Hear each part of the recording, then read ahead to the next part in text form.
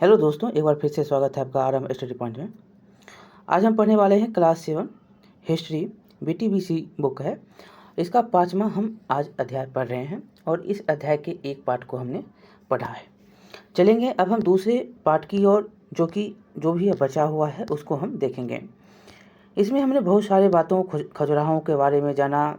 इसमें है कुब्बत उल इस्लाम, जो कि पहला इस्लाम की शक्ति के नाम से जाने जाने वाला जो है मस्जिद है, जो कि दिल्ली के स्थित कुतुबुद्दीन मीनार में जो है परिषद में है। और यहाँ पर जो ये मुस्लिम उपासना के लिए सबसे पहला यही जो कुब्बत उल इस्लाम मस्जिद है। अब हम जो है पढ़ेंगे कुतुबुद्दीन ऐबक द्वारा जो बनाया गया कुतुब मीनार है उसके बारे में। चलिए देखते हैं क्या है। आपके लिए बहुत ही इम्पोर्टेंट है ये सारे पॉइंट, यहाँ से क्वेश्चन बहुत ही जो है बनते हैं। लिखा गया है कि कुतुब मीनार इस्लामी शक्ति का प्रतीक। तुर्कों की भव्य इमारत कुतुब मीनार, इसका निर्माण दिल्ली सल्तनत के संस्थापक कुतुबुद्दीन ऐबक ने शुरू करवाया। किसने करवाया? तो कुतुबुद्दीन ऐबक ने किसका जो है निर्माण करवाना शुरू किया? तो कुतुब मीनार का। और उसने जो है इसे सूफी संत कुतुबुद्दीन बख्तियार काकी की याद में बनवाना शुरू किया। याद रखेंगे, यहाँ से क्वेश्चन बहुत बार पूछा गया है। यहाँ से 3 क्वेश्चन आपको बनते हैं। पहला कि कुतुब मीनार जो है ये कहाँ पर है? तो ये दिल्ली में है। दिल्ली सल्तनत किसके द्वारा बनाया गया? दिल्ली सल्तनत के द्वारा। किसने बनवाना शुरू किया? तो कुतुबुद्दीन ऐबक ने। किसके याद में बनाया? तो सूफी संत कुतुबुद्दीन बख्तियार काकी के याद में। ये सारे क्वेश्चन आपसे पूछे जाते हैं। अब आगे हम चलेंगे। यह 5 मंजिल की इमारत है। इसकी जो है जिसकी कुल ऊंचाई 71.4 मीटर है। पहली मंजिल ऐबक द्वारा बनवाया गया और अगली 3 मंजिल जो है वो उसका दामाद और दास था। क्या नाम था? इल्तुतमिश। इसके द्वारा बनवाया गया। कुछ जो हैं यहाँ पर याद रखेंगे और बातें कि इस मीनार का जो शीर्ष है वो वज्रपात या बिजली गिरने से टूट गया। उसके बाद जो है फिरोज तुगलक ने इसकी मरम्मत करवाई और एक जो है महल और वह जो है इसमें जुड़वाता है, एक मंजिल और उसमें वो जुड़वाता है तुगलक ने। इसके मुख्य आकर्षक जो हैं इसके छज्जे हैं जो मीनार से जुड़े हुए हैं। लाल और सफ़ेद बालू पत्थर तथा संगमरमर से इसका निर्माण हुआ है। किसके बने हैं? तो लाल सफ़ेद बालू के पत्थर संगमरमर से इसका निर्माण हुआ है। कुतुब मीनार का निर्माण इस्लामी शैली में है। ये पूछता भी है क्वेश्चन कि कुतुब मीनार का जो है निर्माण किस शैली में है? तो किस शैली में? तो इस्लामी शैली में है। तो कुतुब मीनार किस शैली में है? तो इस्लामी शैली में। क्वेश्चन आपसे बहुत बार ये पूछे गए हैं। आगे चलेंगे। ये मेहराब के वैज्ञानिक विधि का जो है पहली बार ये देख सकते हैं। ये मेहराब, क्या ये मेहराब है? ये देखिए ऐसे करके मेहराब। ये क्या है? गुंबद है। ये जो भाग आपको दिख रहा है ये गुंबद है और ये जो मेहराब है ऐसे करके जो चल रहा है, देख रहे हैं तिकोना करके, आपको स्कूल में भी देखने को मिलता है। ये मेहराब है। क्या ये मेहराब है? चलिए अब है कि प्रयोग जो है यहाँ पर पहली बार मेहराब के वैज्ञानिक विधि का प्रयोग पहली बार कुतुब मीनार के प्रवेश द्वार अलाई दरवाज़ा में देखते हैं। जो प्रवेश द्वार है कुतुब मीनार का अलाई दरवाज़ा, ये ऊपर में जो दिख रहा है मेहराब का, ये आपका मेहराब है। ये क्या है? ये आपका मेहराब।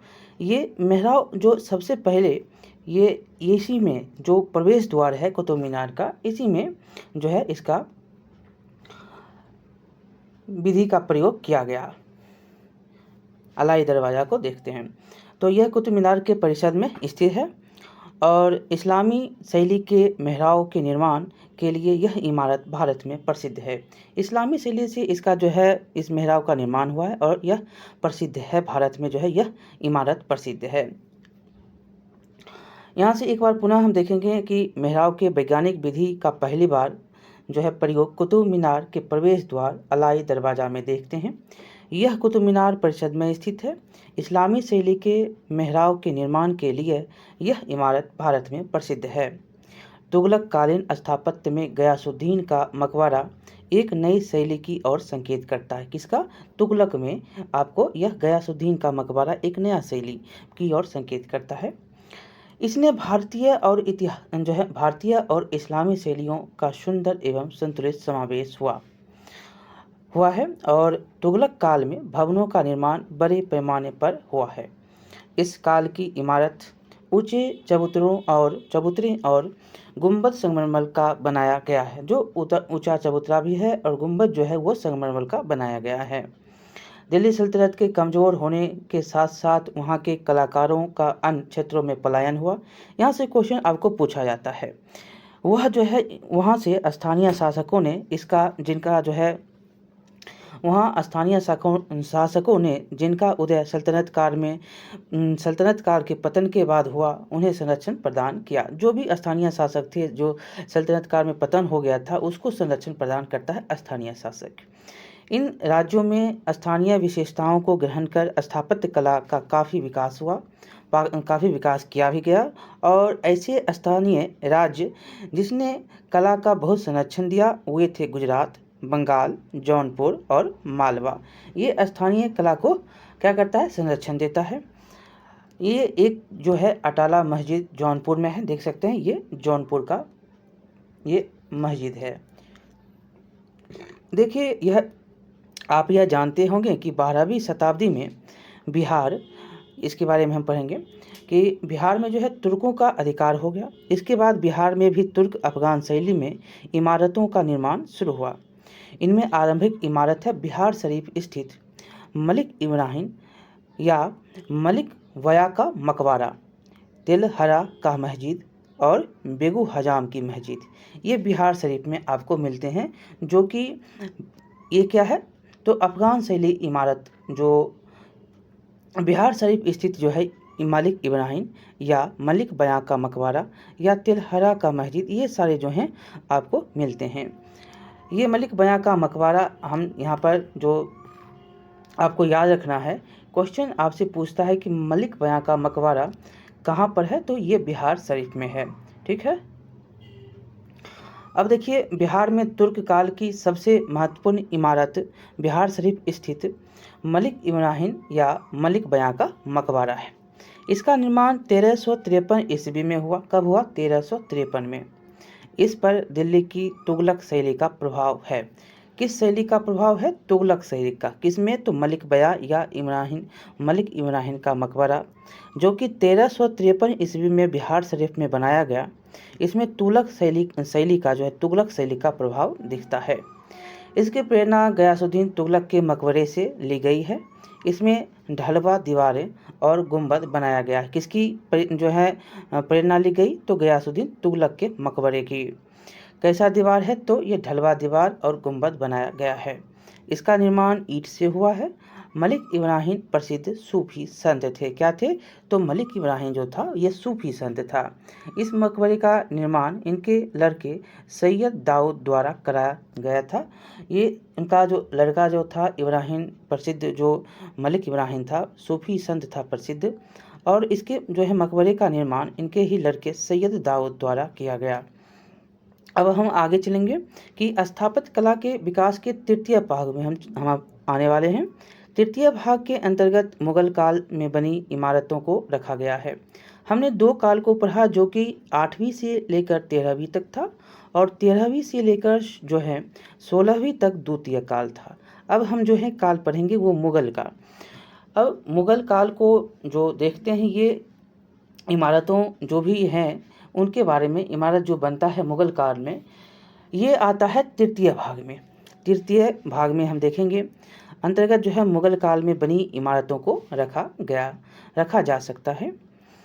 ये जो है मुगल ने भव्य महलों, किलों, विशाल द्वारों, मस्जिदों एवं बागों का निर्माण करवाया। मुगल शासकों ने व्यक्तिगत स्तर पर इमारतों के निर्माण में रुचि दिखाई, विशेषकर शाहजहां ने। मुगल यहाँ पर से जो है स्थापत्य कला के बारे में, चित्रकला के बारे में यहाँ से क्वेश्चन आपसे पूछता है। देखिए, मुगल कला का आंशिक रूप जो है बागों के निर्माण में दिखता है। इसकी जो है शुरुआत बाबर के द्वारा की गई। किसके द्वारा की गई? आंशिक रूप से बागों का जो निर्माण आपको दिखता है, तो ये बाबर के द्वारा की गई। उसने अपनी आत्मकथा, जो क्या नाम था आपका, ये आपको बाबर का जो आत्मकथा यादनामा है, इसका जो क्या लिखा था, तो बाबर नामा। ये हम देखेंगे तो इसने क्या लिखा, तुजुक बाबरी नाम था। ऐसे उसको जब ये फारसी में इसका अनुवाद किया गया तो बाबर नामा रखा जो हो गया, और ऐसे तुजुक बाबरी था जो कि तुर्की में लिखा गया था। ये क्वेश्चन बहुत बार पूछा गया है। तो यहाँ पर हम समझेंगे कि वो अपना जो भी है वो लिखता है। उसने अपनी आत्मकथा में औपचारिक रूप से बागों की योजनाओं और उनके जो है तो उनके बद और उनके जो भी यहाँ पर है अपने रुचि का वर्णन किया है, और उनके जो हैं बाग और जो भी उनका रुचि है उनकी जो है वर्णन वो करता है। बाग दीवार से घिरे होते थे तथा कृत्रिम नहरों द्वारा चारों तरफ जो है 4 भागों में विभाजित आयताकार अहाते में स्थित होते थे बाग, और 4 जो है समान हिस्सों में बटे होने के कारण ये 4 बाग कहलाते हैं। 4 जो है हिस्सों में बटा हुआ था, इसीलिए इसको 4 बाग भी कहा जाता है। ये 4 बाग कहलाते हैं। कुछ जो हैं सर्वाधिक सुंदर 4 बागों जैसे कि कश्मीर, आगरा और दिल्ली में जहांगीर और शाहजहां ने बनवाया था। जो कि कश्मीर, आगरा और दिल्ली जो है यहाँ पर शाहजहां और जहांगीर के द्वारा भी बनवाए गए थे 4 बाग। क्या 4 बाग है? तो 4 बाग जो है 4 भागों में यह आयताकार आहतों में स्थित होते थे, और 4 जो है बराबर हिस्सों में समान हिस्सों में ये बटे होते थे, इसीलिए ये इसको 4 बाग भी कहते हैं। और ये जो है सुंदर 4 बाग जो शाब्दिक रूप से आपको बहुत जगहों पर मिलते हैं। ये जो है कुछ शाब्दिक 4 बाग में जैसे कि कश्मीर, आगरा, दिल्ली, यहाँ पर जो है जहांगीर और शाहजहां के बनवाए गए ये 4 बाग हैं। मुगल स्थापत्य कला का व्यवस्थित रूप जो है वास्तविक विकास अकबर के काल में शुरू हुआ। अकबर द्वारा निर्मित इमारतों में इस्लामिक, हिंदू, बौद्ध, जैन स्थानीय शैलियों का समावेश हुआ। उसने आगरा और फतेहपुर सीकरी में किले और महलों का निर्माण करवाया। किसने जो है किसके द्वारा फतेहपुर सीकरी और आगरा में जो है महलों का निर्माण करवाया गया? तो याद रखिएगा ये अकबर था। कौन था? तो अकबर। ये आपको यहाँ से क्वेश्चन पूछता है। स्थानीय शैली में जो है इसका समावेश मिलता है इस्लामिक, हिंदू, बौद्ध, जैन जो भी हैं तथा स्थानीय शैली का इसमें समावेश मिलता है। फतेहपुर सीकरी हो गया, आगरा हो गया, ये किले जो हैं ये महल जो है मतलब आगरा का किला, फतेहपुर सीकरी जो महल का निर्माण है यह जो है करवाने वाला अकबर था। यहाँ जो है कि सबसे महत्वपूर्ण बुलंद दरवाज़ा है जो कि अर्ध गुंबद जो है गुंबद शैली में बना है। यहाँ की सबसे जो है महत्वपूर्ण इमारत कौन है? तो बुलंद दरवाज़ा है जो अर्ध गुंबद शैली में बना है। इन इमारतों का निर्माण लाल बलुआ पत्थर से किया गया। ये जो आप एक तस्वीर देख सकते हैं, ये तस्वीर जो है हुमायूं के मकबरे में 4 बाग, चारों पट्टी से देख एक समान भाग में जो है ये बनाए जाते थे 4 बाग। अब हम आगे पढ़ेंगे। आपका है इधर जो है ये बुलंद दरवाज़ा है। साम्राज्य के जो है विस्तार के साथ उसके साधन बढ़े, इससे जो है स्थापत्य कला का विकास हुआ। जहांगीर के शासनकाल के अंत में पूरी तरह से संगमरमर की इमारत बनने लगी। इनकी दीवारों पर कीमती पत्थरों की नक्काशी की गई। हुमायूं एवं एतामादुद्दौला माधुदौला का मकबरा जो है इसका अच्छा उदाहरण है, जो कि नक्काशी की गई आपको मिलती है।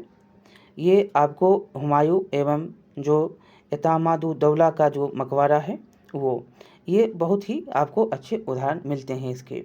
इन दोनों मुगलकालीन इमारतों में जो है एक शैली का सूत्रपात हुआ। जैसे हुमायूं के मकबरा जो है में गुंबद पूर्णतः संगमरमर का बना हुआ है। किसका? तो संगमरमर का। इसमें ऊंचा मेहराब युक्त प्रवेश द्वार का प्रयोग पहली बार हुआ था। किसमें? तो ये हुआ था हुमायूं के मकबरा में। कहाँ पे? हुमायूं के मकबरा में। एतमादुद्दौला के मकबरा में जो है पहली बार पितरादुरा अथवा रंगीन पत्थरों की पच्चीकारी का प्रयोग किया गया। ये जो आप देखते हैं एतमादुद्दौला, ये एतमादुद्दौला है।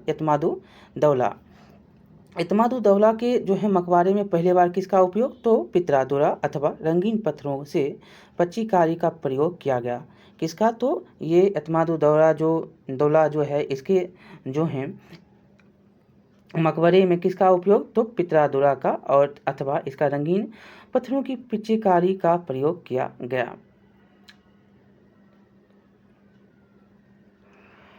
अब हम देखेंगे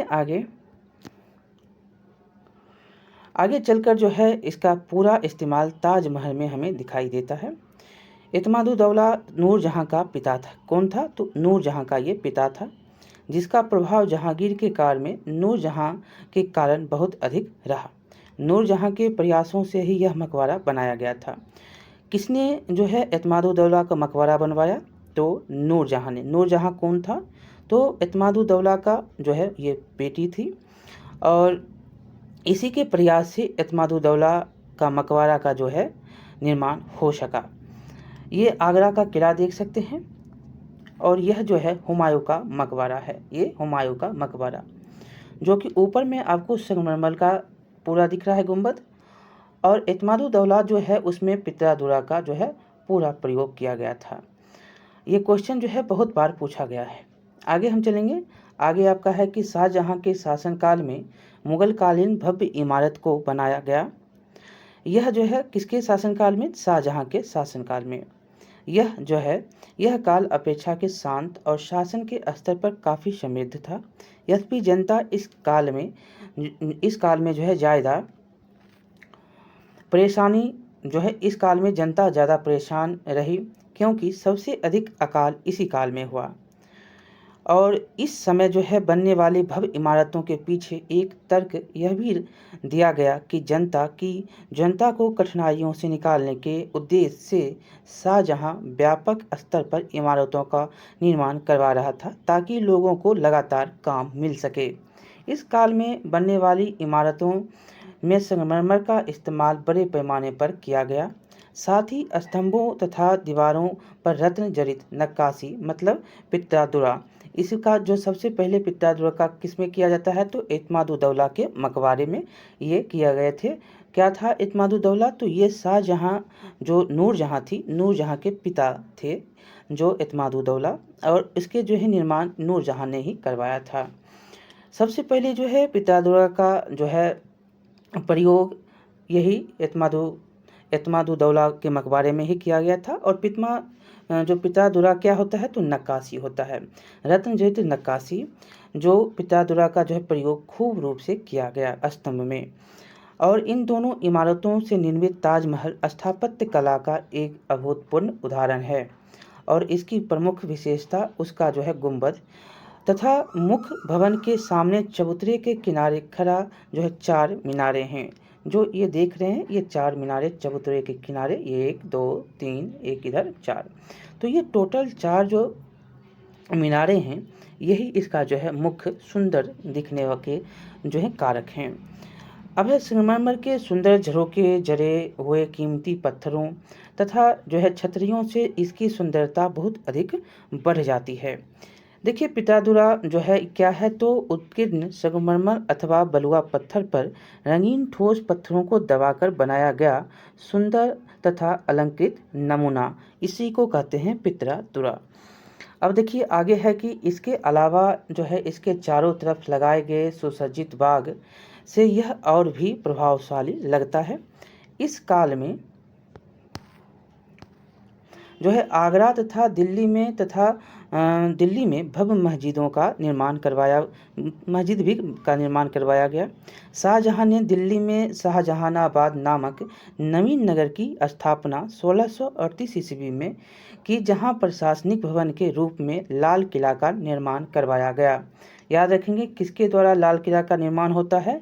तो शाहजहाँ के द्वारा। कब होता है? तो 1638 में। और यहाँ पर जो है कौन नवीन नगर था? तो शाहजहानाबाद। जो शाहजहांबाद ये नवीन नगर था, और 1638 ईस्वी में इसकी स्थापना, जहाँ प्रशासनिक भवन के रूप में लाल किले का भी यहाँ पर निर्माण करवाया गया। यह लाल किला जो है बलुआ पत्थर से बनाया गया, जो अपने निर्माण काल से शक्ति और सत्ता का केंद्र बना हुआ है। अभी भी जो है आप देखते हैं कि लाल किला से झंडे फहराए जाते हैं। ये किसके द्वारा बनवाए गए? तो शाहजहाँ के द्वारा। कब बनवाए गए? तो 1638 में। एक शहर बसाया गया शाहजहाँ के द्वारा, वो क्या था? तो शाहजहांबाद था। अब आगे हम चलेंगे। देखिए, शाहजहाँ के काल में जो है निर्माण कार्य अनवरत रूप से चलते रहे, विशेष रूप में जो है आगरा और दिल्ली में। उसने सबसे अधिक ध्यान सार्वजनिक तौर पर निजी सभा कक्षों मतलब दीवान ए आम, दीवान ए खास का के निर्माण पर दिया, जो कि उसका निजी सार्वजनिक जो सभा कक्ष था मतलब दीवाने ए आम जो, और एक था दीवाने ए खास। दीवाने ए खास जो होता था वो निजी सभा होता था, और सार्वजनिक जो होता था वो दीवाने ए आम होता था। आम मतलब आम आदमी, खास मतलब निजी आदमी, ऐसे याद रखिएगा। आगे हम चलेंगे। निर्माण में इस जो है बात पर ध्यान दिया गया कि बादशाह के बैठने का आसन ऊंचा हो ताकि सभी का ध्यान उसकी तरफ रहे। उसके सिंहासन के पीछे पित्रादुरा का जो काम किया गया है उसे चित्रकारी भी शामिल है, उसमें जो है चित्रकारी भी शामिल है। यह उसकी शक्ति और जो है शक्ति, प्रियता और पृथ्वी पर ईश्वर के प्रतिनिधित्व इत्यादि का आभास कराने का उद्देश्य से ये आपको मिलता है, जो कि ये पृथ्वी पर क्या आया है, ईश्वर की प्रतिनिधि के रूप में काम करने आया है। दिल्ली के लाल किले को हमने देखा।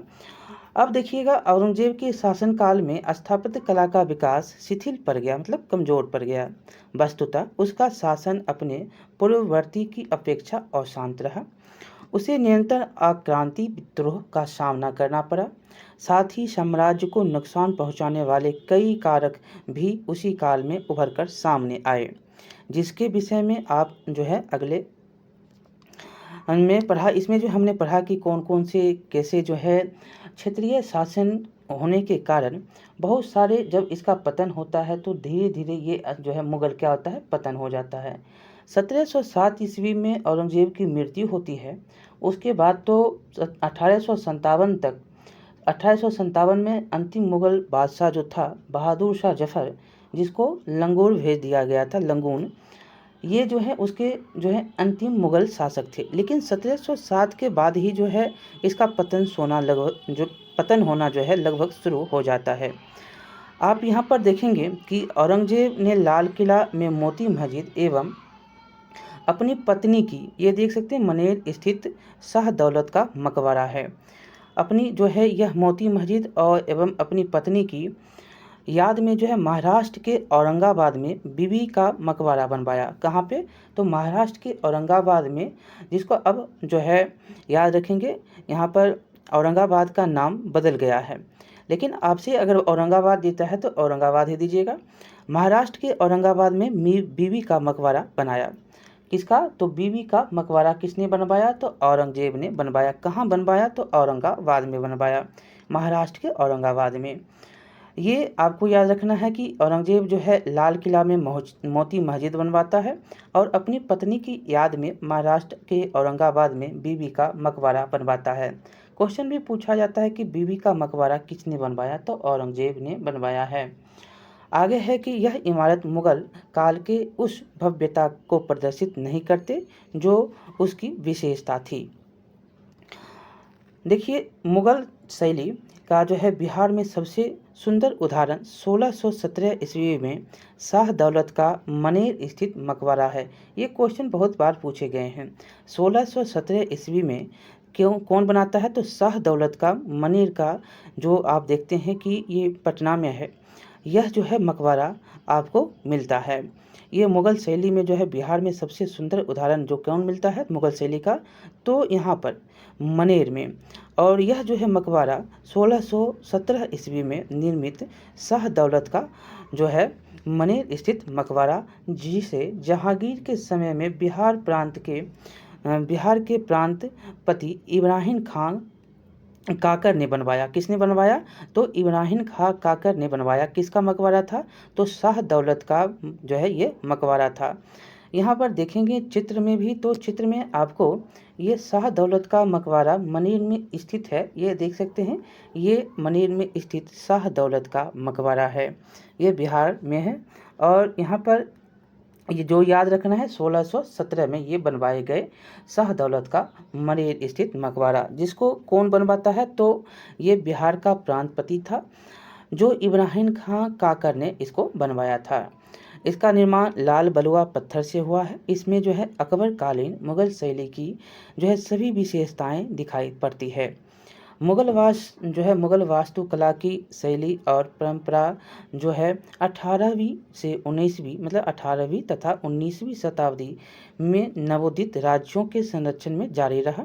इसका एक अच्छा उदाहरण अवध के नवाबों द्वारा लखनऊ में निर्मित इमारतें हैं। यहाँ पर हम पढ़ेंगे सासाराम स्थित शेरशाह का मकबरा। देखिए, बिहार के सासाराम में 3 मकबरों का निर्माण 16वीं सदी में शेरशाह और उसके पुत्रों द्वारा करवाया गया। इसमें शेरशाह का मकबरा जो अफगान शैली में निर्मित है। किस शैली में? तो अफगान शैली में। स्थापत्य कला में अपना विशिष्ट स्थान रखता है। यह अफगान शैली का संपूर्ण जो है भारत में सबसे अच्छा उदाहरण है। यह इमारत 1545 ईस्वी में बनकर तैयार हुआ। झील के मध्य स्थित अष्टकोणीय आकार, कैसा? तो अष्टकोणीय, 1545 में बन के तैयार। अफगान शैली कौन बनवाता है? शेरशाह सूरी बनवाता है, मतलब शेरशाह सूरी के द्वारा बनवाया गया। और यह जो है झील के मध्य स्थित जो है अष्टकोणीय आकार का यह मकबरा चाकोर चबूतरे पर बना है। ये चाकोर चबूतरे पर बना है, जिसके चारों ओर सीढ़ियाँ हैं और इसकी जो छत है, इसकी छत भव्य गुंबद, जो गुंबद देख रहे हैं, जो अपने संतुलन रूप और जो है अपने सादगी के लिए जाना जाता है। शेरशाह ने इसे अपने जीवन काल में ही निर्मित करवाया था और यह जो है इमारत तुर्क अफगान स्थापत्य और मुगल स्थापत्य कला जिसे के विषय में आपने इसी पाठ में पढ़ा, जो कि हमने ऊपर पढ़ा था तुर्क अफगान और मुगल के बारे में। तो इसके जो है बीच संपर्क बिंदु है। देखिए, इसने मुगलों द्वारा निर्मित भव्य इमारतों के लिए एक मजबूत रूपरेखा पेश की। इसको देखकर जो है मुगल कितने सारे जो है भव्य इमारत बनाए। इस मकबरे की संपूर्ण विशेषता को मुगलों ने अपनी इमारतों में अपनाकर इसे विकसित किया। शेरशाह का मकबरा बिहार को स्थापत्य कला के क्षेत्र में भारत में एक विशिष्ट पहचान दिलाता है। तो इस प्रकार से आपका यह चैप्टर समाप्त होता है। चलिए देखते हैं क्वेश्चन को। क्वेश्चन पहला आपका है कि मध्यकाल में मंदिर निर्माण की कितनी शैलियाँ थी? तो मध्यकाल में मंदिर निर्माण की कितनी शैली थी? हमने ऊपर में पढ़ा कि सबसे पहले जो है टोटल 3 शैली थी। कितनी थी? 3 शैली थी। यहाँ पर देखिए है 3 शैली टोटल थी। आगे चलेंगे कि बिहार में नागर शैली में बने मंदिर का सबसे अच्छा उदाहरण कौन सा है? तो ये कौन है? तो ये है महाबोधि मंदिर। ये क्या है? महाबोधि मंदिर, जो कि नागर शैली में बनाए गए। अगला क्वेश्चन आपका है कि मुसलमानों द्वारा बिहार में बनाई गई सबसे महत्वपूर्ण इमारत कौन है? तो वो कौन है? तो मनेर स्थित मकबरा जो मुसलमानों के द्वारा बनाई गई सबसे जो है महत्वपूर्ण इमारत है। अगला क्वेश्चन आपका कि चौथा नंबर है मुगल कालीन स्थापत्य कला अपने चरम पर कब पहुंचा? तो ये था शाहजहां के समय जो है ये स्थापत्य कला जो है अपने चरम पर पहुंचा था। ये क्वेश्चन आपसे बार बार पूछा जाता है। शाहजहां ने लाल किला का निर्माण किस वर्ष करवाया? तो 38 में। कब करवाया? तो 1638 में। 1638 में जो है वह शाहजहां ने लाल किला का निर्माण करवाया। ये आपका जो है क्वेश्चन आंसर भी हो गया। आपको अब चैप्टर बताइएगा कि यहाँ पर क्वेश्चन आंसर तो हमने करवा दिया, साथ ही साथ आपको ये भी हम बता दें कि यहाँ से क्वेश्चन बहुत बार पूछा जाता है। 1-2 बार आप इसको देखिएगा ताकि आपको जो भी किसने क्या करवाया है आपको याद हो सके। क्वेश्चन आपको यहाँ से बार बार पूछे जाते हैं। तो चलिए मिलते हैं अगले चैप्टर में। लाइक करिएगा, शेयर करिएगा, सब्सक्राइब करना नहीं भूलिएगा। बहुत बहुत धन्यवाद।